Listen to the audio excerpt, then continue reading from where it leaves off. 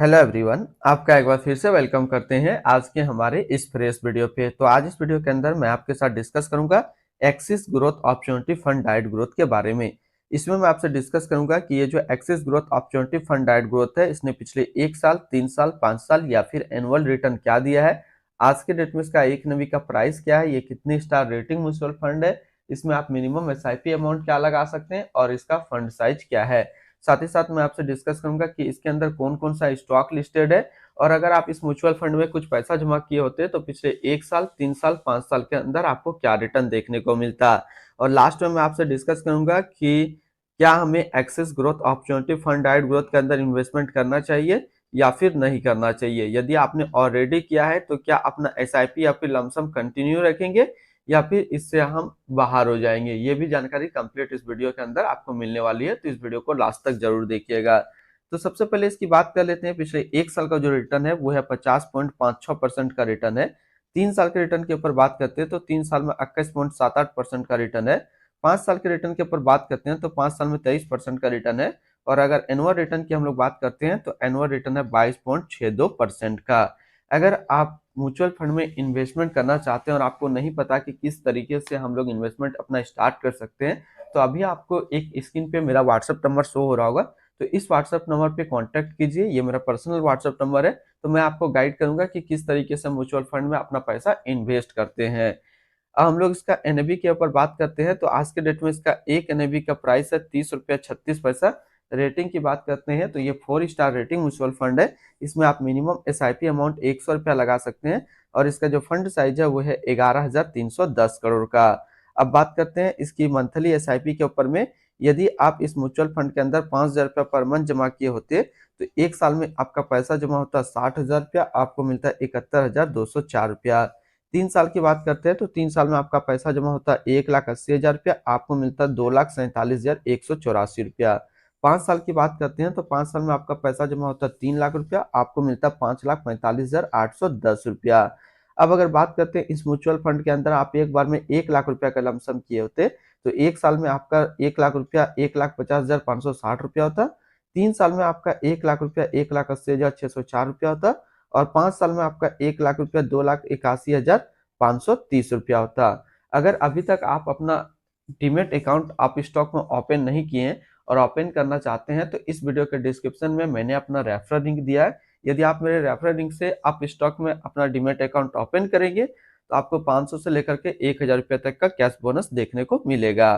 अब हम लोग इसके अंदर होल्डिंग देखते हैं तो इसके अंदर जो टोटल स्टॉक लिस्टेड है वो टोटल 106 स्टॉक लिस्टेड है। अगर हम इसमें टॉप 10 के ऊपर बात करते हैं तो टॉप 10 में पहला नाम आता है टोरेंट पावर लिमिटेड जो कि एनर्जी के क्षेत्र में है। Sundaram finance limited financial, Coforge limited technology, Cholamandalam investment and finance company limited financial, Sona BLW application forging limited automobile, the Indian hotels company limited service, Bajaj finance limited financial, Reliance industrial limited energy, CG power and industrial solution limited capital goods, ICICI bank limited financial क्षेत्र में है। अब minimum investment amount की बात करते हैं। यदि sorry इसकी होल्डिंग एनालिसिस की हम लोग पहले बात कर लेते हैं तो इक्विटी पे है 98.4%, डेबिट पे है 1.3% और कैश पे है 0.3%।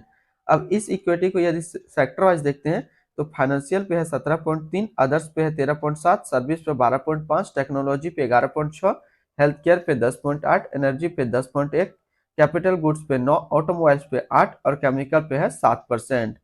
इसकी एडवांस रेशियो की बात करते हैं तो इसका पीई रेशियो है 23.54 और इसका पीबी रेशियो है 5.70। इसके अंदर यदि आप मिनिमम लमसम करना चाहते हैं तो मिनिमम लमसम आप 100 रुपया का कर सकते हैं और मिनिमम एसआईपी इसमें 100 रुपया का सेट किया गया है।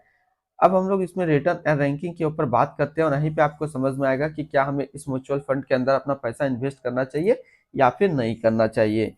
तो सबसे पहले बात करते हैं एक्सिस ग्रोथ अपॉर्चुनिटी फंड का जो फंड रिटर्न है 1 साल में 50.6 का है, 3 साल में 21.8 का है, 5 साल में 23 का है और एनुअल 22.6 का है। वहीं पे इस कैटेगरी एवरेज का यानी कि equity large and mid cap का 1 साल का जो रिटर्न रहता है 43.8 रहता है, 3 साल में 20.6 रहता है, 5 साल में 18 का रहता है और एनुअल डाटा अवेलेबल नहीं है।